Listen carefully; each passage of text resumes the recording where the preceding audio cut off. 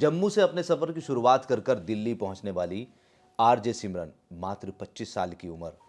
आखिर ऐसी क्या वजह थी कि कमरे में बंद कर कर अपने आप को फांसी लगा ली।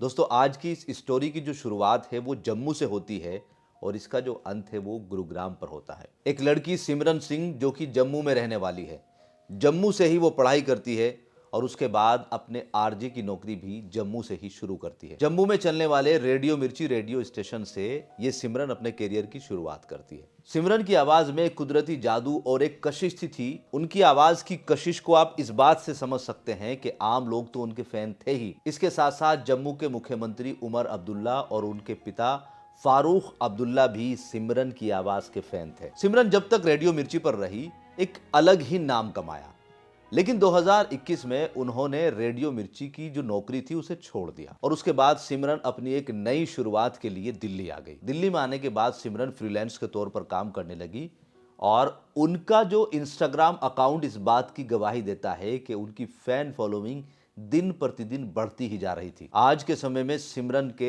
6 लाख फॉलोवर्स हैं। सिमरन अपनी आवाज के साथ साथ इंस्टाग्राम पर रील्स बनाती थी जिसको लोग काफी ज्यादा पसंद करते थे। सिमरन ने अपने दोस्तों के साथ मिलकर हरियाणा के गुरुग्राम के सेक्टर 47 की कोठी नंबर 58 को रेंट पर ले लिया था। इस पूरी कोठी में सिमरन और सिमरन के साथ उसके दोस्त रहते थे और इसी कोठी के एक रूम में सिमरन ने बुधवार की रात आत्महत्या कर ली। सिमरन के परिवार वाले कह रहे हैं कि पिछले कुछ दिनों से सिमरन की एक अलग ही कैफियत थी।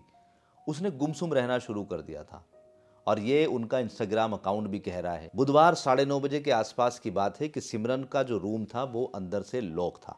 उनका दोस्त दरवाजे पर आया, काफी देर उसने कुंडी खटखटाई लेकिन अंदर से ना तो कोई आवाज आई और ना ही कोई हलचल दिखी। जब काफी देर हो गई और अंदर से कोई रिस्पॉन्स नहीं आया तो उसने फौरन पुलिस को कॉल कर दी। उसने पुलिस को बताया कि पता नहीं मुझे क्यों अजीब सा लग रहा है कि सिमरन ने अंदर से दरवाजा बंद किया हुआ है और कुंडी खटखटाने के बाद भी वो ना तो खोल रही है और ना ही कुछ जवाब दे रही है। इस दोस्त के कॉल करने के तुरंत बाद ही पुलिस वहां पर पहुंच गई और पुलिस ने जैसे ही दरवाजा खोला तो सिमरन फांसी के फंदे पर लटकी हुई थी। इस घटना को देखकर सिमरन के दोस्तों के पैरों के नीचे से जमीन निकल गई।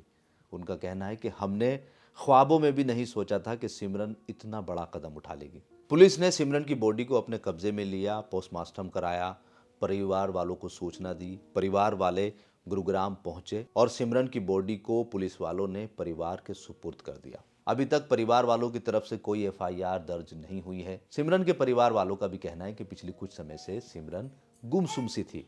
और दोस्तों, इस चीज़ का अंदाज़ा सिमरन के इंस्टाग्राम को देखकर भी लगाया जा सकता है क्योंकि उन्होंने पिछली पोस्ट जो लास्ट पोस्ट करी है वो 13 दिसंबर को करी है। 13 दिसंबर को सिमरन ने एक डांस करते हुए वीडियो अपलोड करी है और उसके बाद फिर उन्होंने एक भी पोस्ट नहीं करी। सिमरन को जम्मू की धड़कन भी कहा जाता है।